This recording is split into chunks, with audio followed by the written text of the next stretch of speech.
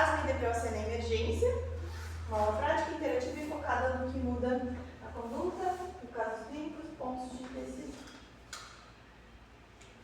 Na estrutura da aula, então, o objetivo, o quiz, os casos clínicos, pontos-chave e o encerramento. O objetivo é conhecer a gravidade e manejar corretamente crises de asma e exacerbação de DPOC no pronto-socorro. Diferenciando, então. Asma é uma doença heterogênea, ela é uma doença inflamatória de vias aéreas inferiores. Ela é o equivalente da rinite alérgica, com etiologias alérgicas, né, de hipersensibilidade, entopografia de vias aéreas inferiores, em pacientes com exposição a vírus, alérgenos ou exercício. E é mais frequente a exacerbação em idade de 6 a 7 anos, 13 a 14 anos, em torno dos 40 anos em mulheres e mais grave em menores de 5 anos e maiores de 65. Em comparação, o DPOC é uma obstrução que, se na asma é totalmente reversível com broncodilatador, no DPOC é parcialmente reversível de vias aéreas inferiores e geralmente associada a uma exposição prévia a tabagismo ou outro tipo de queima de biomassa, tipicamente em maiores de 70 anos. Mas se tiver exposição a biomassa suficiente antes, também pode aparecer a partir ali dos 40. Vamos para o quiz.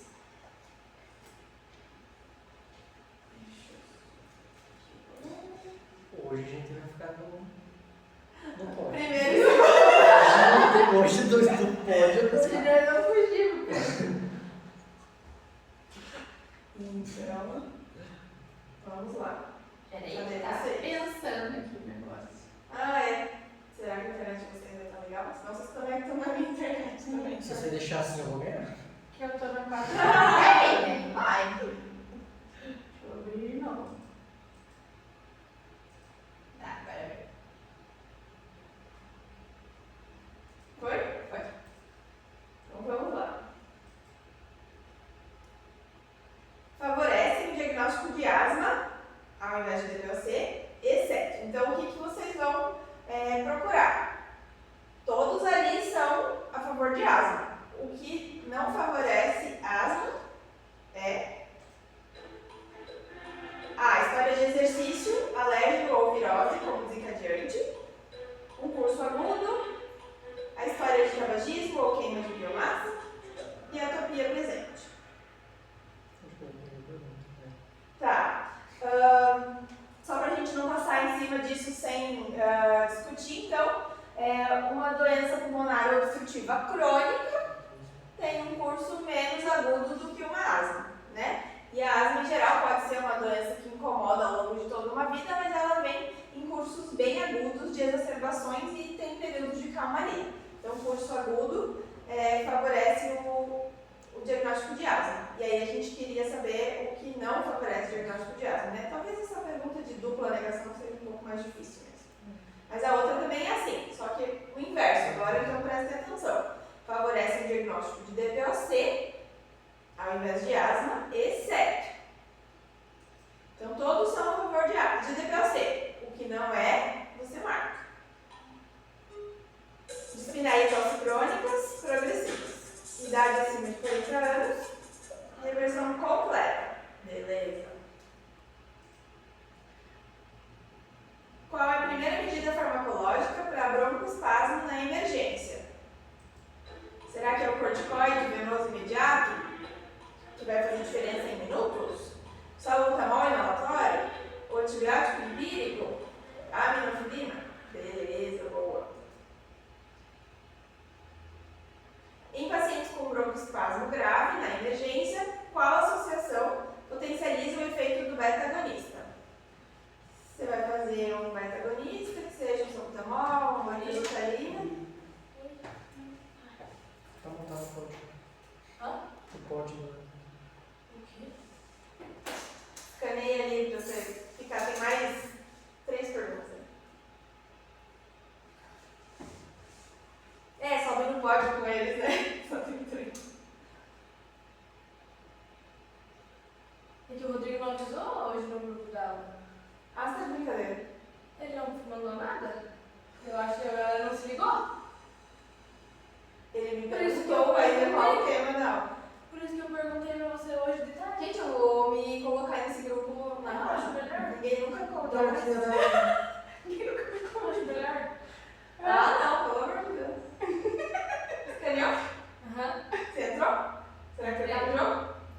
Tá, então em paciente com broncoespasmo grave na emergência, qual associação potencializa o efeito Qual do que gar... é o temporal? Asma e depressão. Ai, meu Deus, eu não sei se eu dou risada ou se eu choro.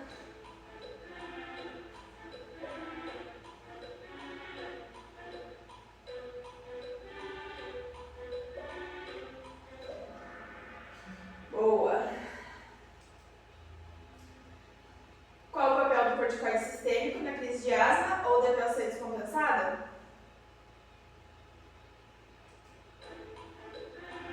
Resolver rapidamente a broncoconstrição em minutos, prevenir recidiva e reduzir a necessidade de internação ou substituir o broncodilatador? Boa. Quando considerar o magnésio venoso no tratamento de broncoespasmo? Em todos os pacientes com broncoespasmo leve, apenas em pacientes com DPLC estável, sempre antes do subtomão? Boa. Vamos pro pódio.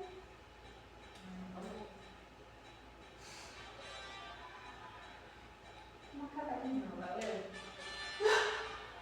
Ah, pelo menos um, né?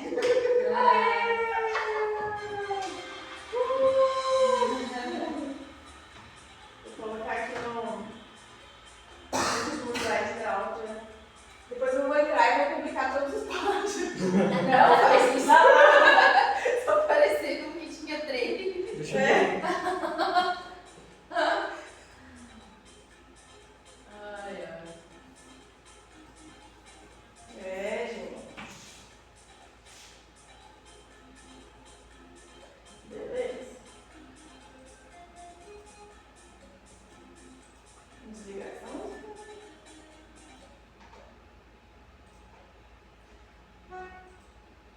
Então vamos lá para o caso clínico. 18 anos, chiado súbito, enquanto participava de uma gincana.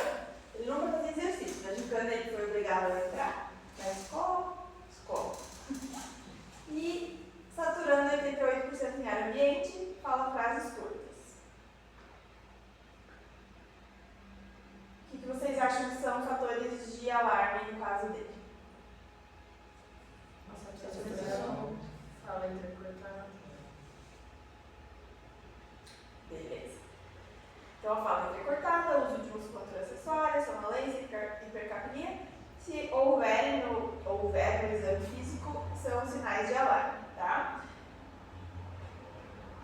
A sonolência é um sinal secundário à hipercapnia e a própria hipercapnia na gasometria e o uso de musculatura acessória devido à insuficiência respiratória.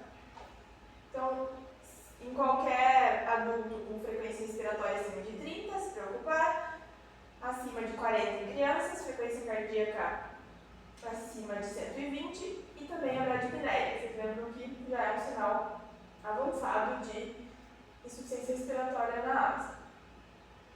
Então, nesse caso, qual a meta de saturação vocês iam querer para esse paciente?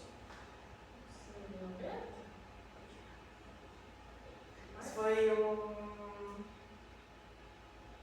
bom chute, mas não é. Acima de 92% e algumas literaturas acima de 95%. É bem diferente do nosso DPLC, que a gente quer em torno de 88, 90. Tá? Então, esse paciente não tem aquele switch do tronco cerebral, que tolera bastante hipercapnia e acaba ventilando só quando tem hipoxemia. Então, a gente precisa desse paciente com maiores saturações. E aí, você vai usar para ele o tratamento de beta-agonista de curta ação, né, que seria o short action beta-agonista, e inalatório, né, a gente sabe que andou ficando fora de farmácias, parou de ser produzido o Benotec gotinhas, porque não era economicamente viável, né, tendo salbutamol no programa Farmácia Popular e nos postos de saúde, não tem porquê ele seguir fabricando. Imagina que as pessoas têm que comprar o inalador para usar o Benotec, sendo que a bombinha é só inalar, né? criança menor ou em idosos é melhor que se use com espaçador, mas ainda assim acaba sendo mais viável a bombinha. O corticoide sistêmico precoce pode ser emitido prednisona, se o paciente estiver conseguindo tomar, pode ser pela via oral também prednisona, tá? A diferença é que a absorção é um pouco mais rápida no EV e você provavelmente vai estar lidando com um paciente que não está disposto a ficar engolindo nada, tá? Associar ipratrópio inalatório em crises moderadas a graves. Na prática a gente acaba fazendo para todo mundo que chega já em crise, né? Mas é importante que saibam, a literatura diz moderadas a graves, tá? Se você chegar com um paciente e você tiver que fazer só uma medicação, é a bombinha de salbutamol, com espaçador, tá? Considerar magnésio EV em crise grave e refratária e evitar antibióticos de rotina, sedativos e outros. Então, o aerolim, né, que seria o nosso beta-agonista de ação curta, de 4 a 10 inalações em adultos e em crianças 2 a 6 inalações por spray. Sempre via espaçador, por quê? Porque a técnica de administração é indispensável para que a medicação tenha tempo de depositar nos pulmões. É muito frequente que o paciente chegue em crise falando, não, mas eu estava usando em casa. Aí você pede para ele demonstrar como ele usa, ele simplesmente não fazia a apneia, não fazia a associação da inspiração com o jato. E uma coisa que é curiosa, talvez vocês não tenham se atentado se vocês não usam a bombinha, é que é mais interessante que você inicie a inspiração e aplique o jato, porque senão a medicação deposita muito mais na boca. Então, solta todo o ar para ficar com fome de ar, e aí inicia a ins e aperta o jato. Então, isso faz com que a medicação vá muito mais para a via aérea inferior e aí faz a apneia para depositar, né? O máximo que o paciente aguentar, se for um idoso, uma criança que não consegue acoplar, então tampa o nariz e aí conta pelo menos até 10, tá? Mesma coisa com aqueles turbo Haler, né? Só que aí tem que ensinar que tem que abrir a cápsula e se for ali na emergência só faz no espaçador mesmo e aí fica pelo menos 1 a 2 minutos com o espaçador ali para a medicação ser bem absorvida. O ipratrópio, broncodilatador anticolinérgico, a dose inicial em adultos e adolescentes, 10 a 40 gotas por sessão de inalação e uma dose máxima diária de 80 gotas em 24 horas. Quem nunca usou muito mais do que isso, né? Que atire a primeira pedra. Mas a gente precisa saber o que é a literatura. Seria 40 gotas uma vez, 40 gotas 2 vezes. Acabou. Aí você vai usar outras coisas para tentar melhorar esse broncoespasmo. E é bom que você tenha um arsenal grande, né? Porque você vai encontrar diversos pacientes na prática clínica que não vão responder a 2 inalações com atrovente, certo? Então, ali o tempo de espaçamento entre as inalações de 10 sprays, né? Lembrando que cada spray é um ciclo completo, você não pode fazer 2 jatos juntos quando você faz o ciclo, né? Isso é uma confusão frequente de paciente que administra em casa, tá? Então, é um jato, espera, 2 jatos, espera. Então, tem todo o ciclo inteiro a cada jato. E aí, a metilpred, então, 1 mg por quilo por dia, mas a dose máxima é de 60 mg. Então, para a maior parte dos pacientes, você vai fazer 60, aquele que pesar menos de 60 kg, aí você faz 1 por quilo. A prednisona é 40 mg dia, e você vai usar ali naquele momento a dose inicial e mais 5 dias para cá, se você for liberar, né? É para tomar de manhã, sabe? A prednisona faz absurdamente muita insônia. De 12 em 12, você nunca mais vai dormir nesses próximos 5 dias. Reduz hospitalizações, o corticoide. Ele vai diminuir cronicamente a inflamação da via aérea, diminuir a produção de muco, diminui a hospitalização dos pacientes, tá? Não tinha uma atualização que falava para não fazer mais sábado isolado. Tem, exatamente, a gente vai chegar lá. Não é para fazer sábado isolado no paciente crônico. Você nunca mais vai tratar um paciente com aerolim. Acabou, você vai usar corte. Se você tem um paciente só do SUS, Clenil e aerolim, independente da gravidade da asma. Mas esse diagnóstico é Clenil o resto da vida, todos os dias da sua vida. O aerolim só nas crises junto com o pneu ainda.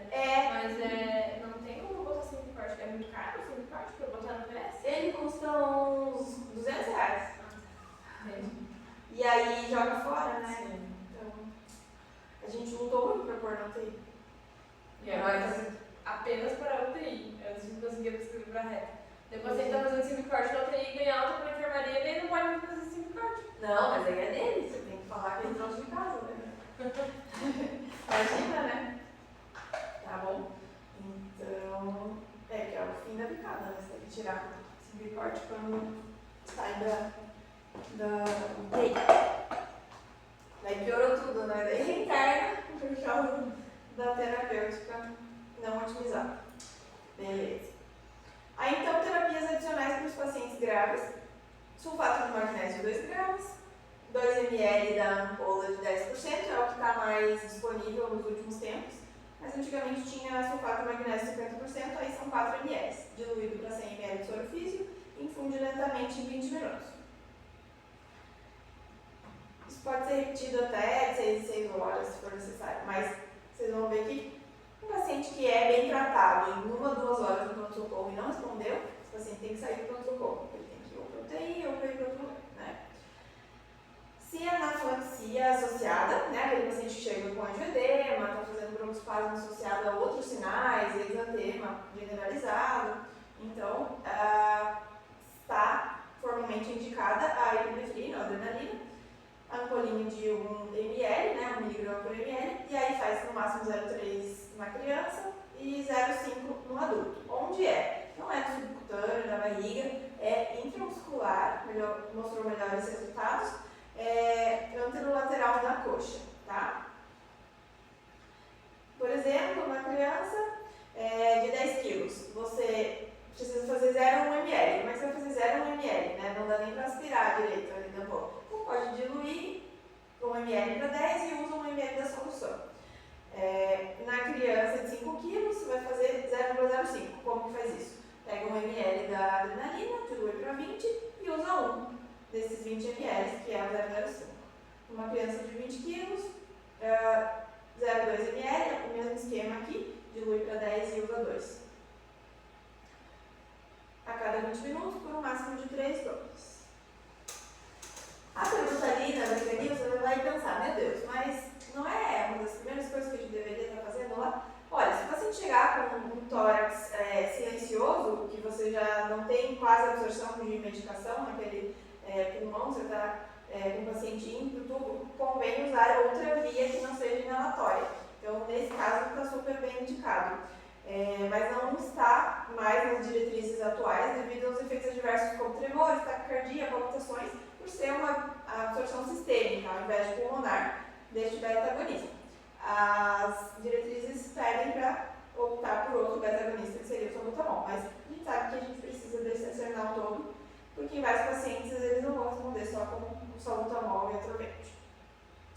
Então é meia ampola subcutânea, repete em 15 minutos se necessário, no máximo uma ampola a cada 4 horas, que dá 6 ampolas no dia, tá? Então, um tórax silencioso ou difícil adaptação da máscara do espaçador. Por exemplo, você tem um paciente que está numa super crise de asma, mas você vai colocar lá o espaçador, ele nem acopla, fica vazando tudo, aqueles idosinhos que não veda, você está achando que não vai absorver salbutamol, convém usar o brinquedinho de cara. 0,25 cada dose. Nos pacientes que são mais refratários, pode ser necessário usar acetamina ou ketamina em bomba na asma refratária. Bola inicial, a mesma dose daquele protocolo de intubação só com ketamina, né? Que é o meio miligrama por quilo, lento. Então, para conseguir administrar super lento, você dilui não para 10, mas pelo menos 20 ml e aplicar em 120 segundos, ou seja, cada ml da solução você vai fazendo a cada 6 segundos. Então você tem que realmente ou ficar em cima da enfermagem para administrar ou fazer você mesmo, né? E a infusão contínua daí aquele meio miligrama por quilo e acima de 0,5, se você for passar para 1 miligrama quilo ou 2 miligramas quilo, reavaliar se o paciente não está com critérios realmente de intubação, além de você precisar por acetamina. Até porque vai ter maior rebaixamento do nível de consciência, né? A taxa de infusão, então, num paciente com 70 quilos, por exemplo, seria 7 melhores se você usar uma infusão, uma solução de uma ampola de 10 ml de ketamina para 100 ml, tá? Não é para 250 uma ampola para 100 ml. Aí seria 7 ml para o paciente de 70 quilos para começar. Tá? E aí observa e titula conforme a resposta clínica e avalia o broncoespasmo pelo menos a cada 30 minutos e a complacência pulmonar se ele estiver entubado.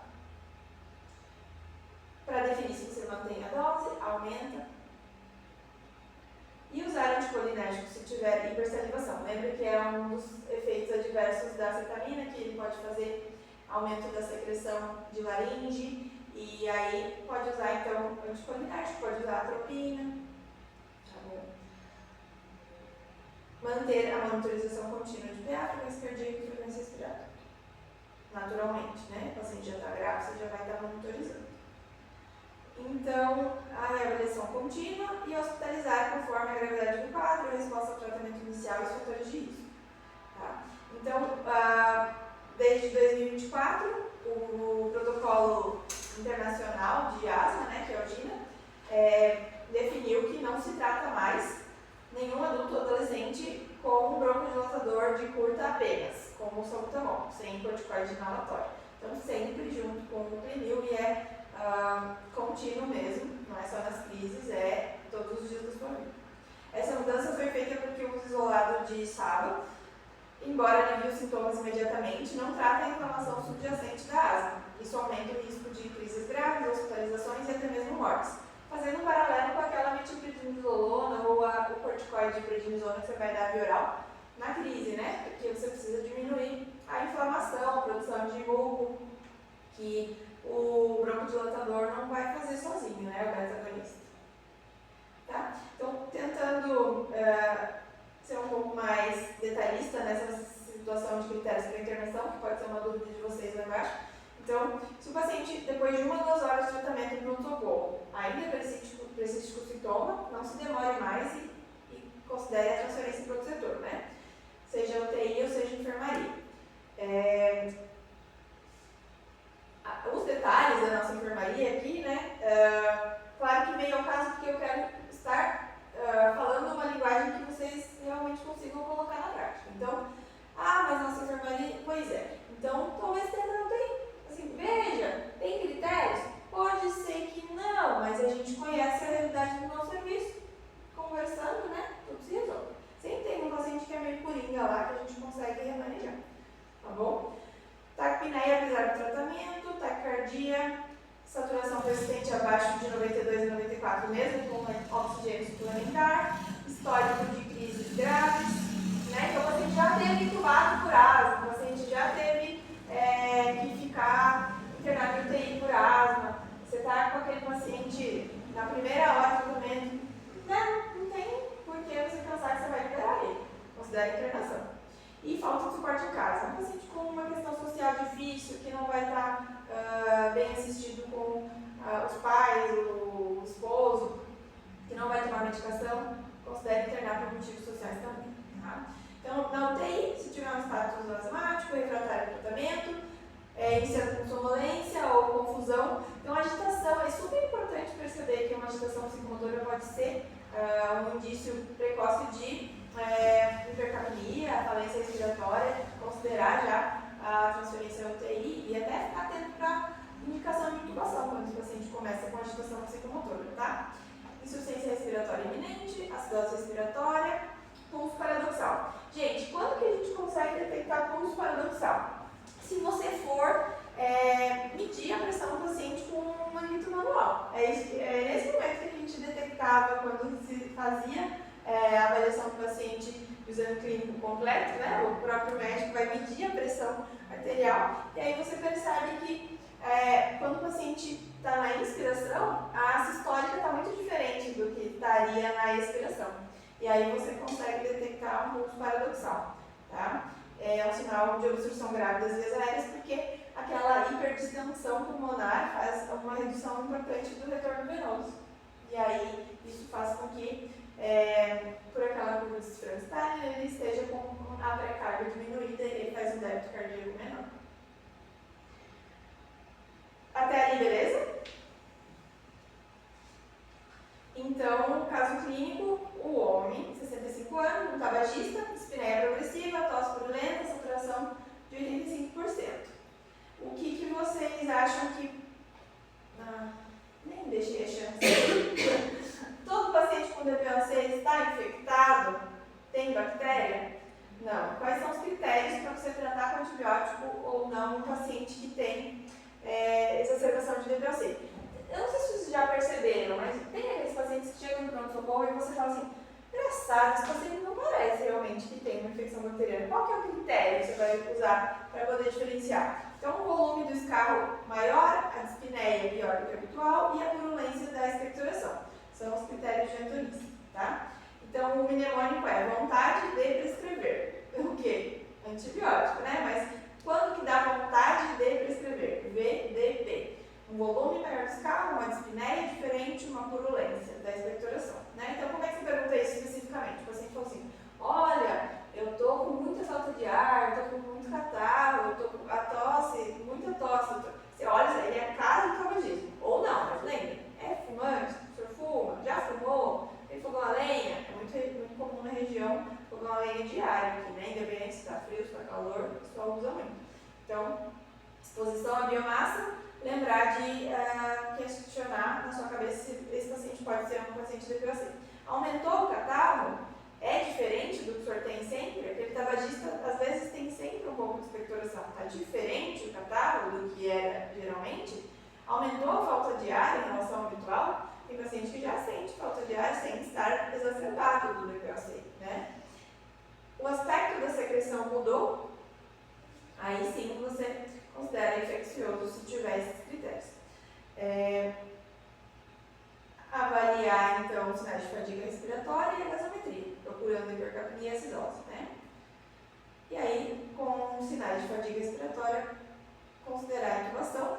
E aí, principalmente, o paciente até não vem exatamente com critérios na gasometria, de acidose, hipercapnia, mas o paciente está mostrando sinais de insuficiência respiratória, aumentando frequência, usando musculatura acessória ou então sonolência, critério, né, de hipercapnia clínica. Então, já considere intubado.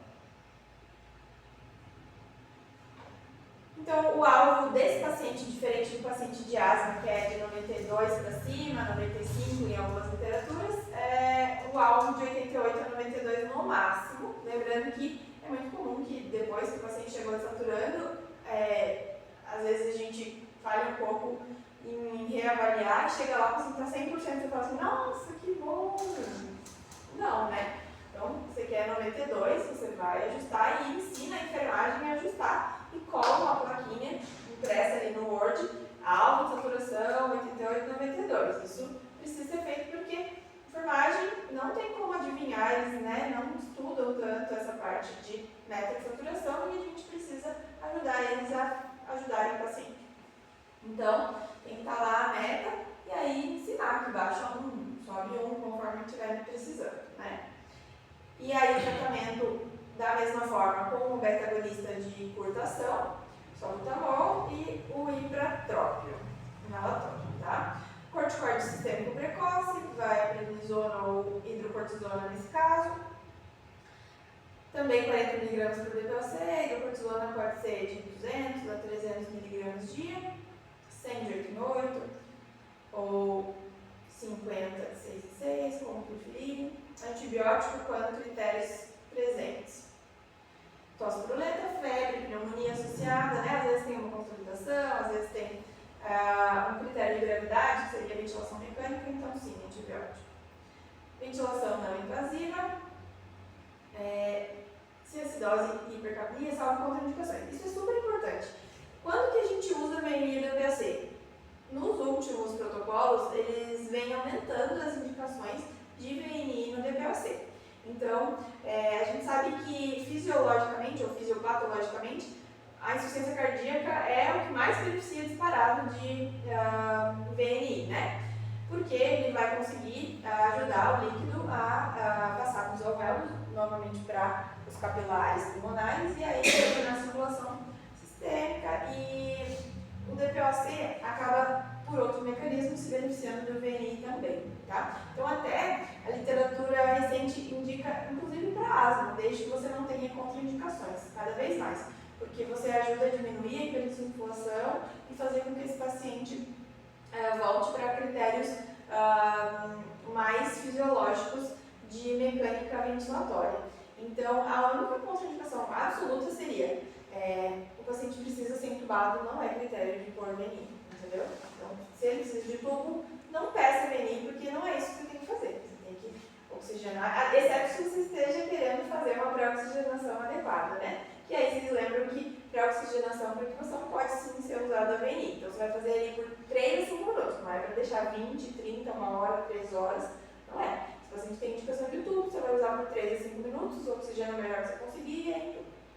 Tá? Então, VNI está indicado se o paciente não estiver sonolento demais para responder, se o paciente não estiver acidótico demais, que seja critério de intubação, né? Se você está com pH de 7,1, 7, você não vai ficar sambando ali, você precisa resolver a acidose dele, tá? Não vai ser com VNI que você vai ajudar. Se ele tiver um pH de 7,2, e aí daí para cima pode considerar fazer VNI e tentar reverter essa exacerbação ali mais aguda com a ajuda da não invasiva, tá?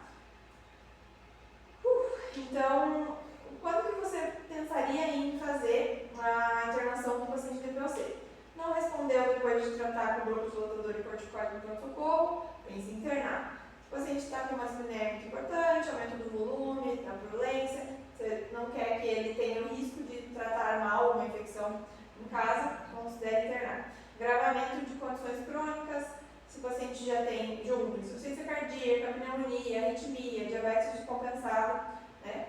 E se o paciente estiver saturando abaixo de 88 mesmo com oxigênio, alteração do estado mental, confusão mental, letargia, agitação, mesma coisa aqui também entra agitação, muito comum, instabilidade hemodinâmica, né? Internação, tem que internar. E se o paciente tiver, então, critério de UTI, você vai fazer esse outro caminho. Pedir a vaga e tentar encaminhar para UTI se tiver acidose respiratória, uma insuficiência respiratória com risco de vida.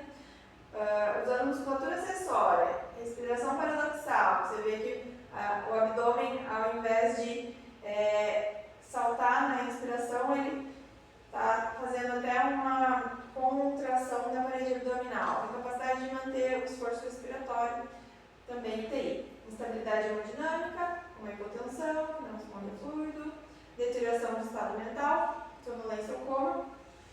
Então, e ventilação mecânica, manda para UTI. Então, aí o que ficou de pontos chaves da aula de hoje? Eu devo usar uma ventilação não invasiva no paciente com asma? Pode usar, não está contraindicado, não está errado. Eu gostaria que cada vez que a gente tem as aulas, né, vocês voltassem para o livro, se é Harrison, Cecil, se é um livro da USP de emergência, o que vocês tiverem à mão, né? Às vezes você tem uma aula de curso de emergência que vocês fizeram e está atualizadinha, então convém. Porque a fisiopatologia te ajuda a pensar, né, no tratamento. Então, está indicado sim, podem usar VNI. Quando não posso usar, de jeito nenhum. Quando você tem indicação de tubo. Então, você precisa saber quais são as indicações do paciente sem tubar, né? Seja acidose, seja hipercapnia, né? E aí, você vai ter isso na ponta da língua se você estiver estudando sempre, tá bom? O que mais? Se o paciente tiver refratário, convém lembrar, você pode repetir algumas coisas, mas pense em outras medidas que você talvez não está usando no pronto-socorro que você poderia começar a usar, né? Tem alguma coisa que vocês não usavam e vão passar a usar a partir de agora? Eu também VNI. medo de infartar ainda, né? Meio receosa. Tem medo de usar magnésio? Então, Marcos Eli, graças a Deus, eu já precisei de poucas vezes. Eu nunca precisei, eu acho. Mas Mas o dia que eu precisar, eu vou. não, o medo que você tem que ter é de não examinar o paciente, porque se você está usando magnésio, você vai colocar em bomba, seria por causa de, por exemplo, eclâmpsia, né? Aí você tem que ficar testando reflexos, porque quando o paciente tiver risco de intoxicar por magnésio, ele vai começar reflexos. Então, você precisa entender que ele precisa ser reavaliado. A dose que faz para magnésio na asma não é uma das causas do paciente ficar com arritmia grave. O Inclusive, DPOC eu não uso na magnésio. pode, se o paciente tiver uma hiperreatividade brônquica importante, usa sim. E isso a gente acaba conseguindo detectar muito porque quando a gente intuba, às vezes o paciente tem ali a ventilação mecânica bem típica de broncoespasmo, né? Acaba fazendo ali uma autopipi enorme e quando a gente vê a curva por exemplo, digamos que isso seja uma curva de ventilação mecânica, né? Era para ele voltar para cá, digamos, tá? Era para ele voltar nesse nível. Aí ele vai lá e o fluxo não volta, ele não consegue devolver o fluxo de ar que entrou no pulmão, né? Então ele sempre faz aquela curvinha assim, lá negativa. Então o paciente retém volume, cada vez que inspira ele está retendo volume. Aí você precisa tratar o broncoespasmo ou a hiperreatividade brônquica de forma efetiva para que ele pare de hiperinsuflar, porque isso piora muito a hemodinâmica, piora muito a capacidade dele de sair da ventilação mecânica, né? E se o paciente não tiver no tubo, ele tem um risco muito grande de ir para o tubo. Então, essa hiperextensão atrapalha demais o retorno venoso, né? E aí o paciente, muitas vezes, mesmo sendo DPOC, ele tem um grau de hiperreatividade grande, então usa sulfato de magnésio no DPOC exacerbado. Mas não é, assim, a maior parte dos pacientes de DPOC que tem uma hiperreatividade tão importante. E também tem que lembrar que a reversibilidade do broncoespasmo é parcial, nunca é 100%, né?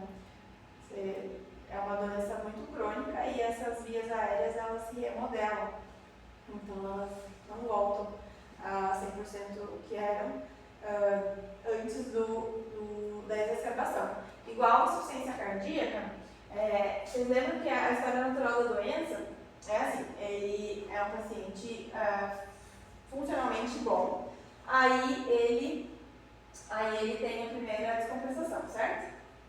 Aí ele vai para uma função um pouquinho pior, né? A próxima descompensação que ele tiver, ele vai para uma função um pouquinho pior, e ele não dá volta. E essa é a história natural da doença, do DPOC e da insuficiência cardíaca, até a morte. É isso que é a história natural de DPOC e insuficiência cardíaca. Então, cada exacerbação, cada descompensação, ele perde função e ele não volta ao que era antes. Essa é a história deles. Tá? Então, aí a gente finaliza por aqui. Vocês têm dúvidas? Querem discutir algum caso? Vou desligar aqui o vídeo para não ficar muito longo.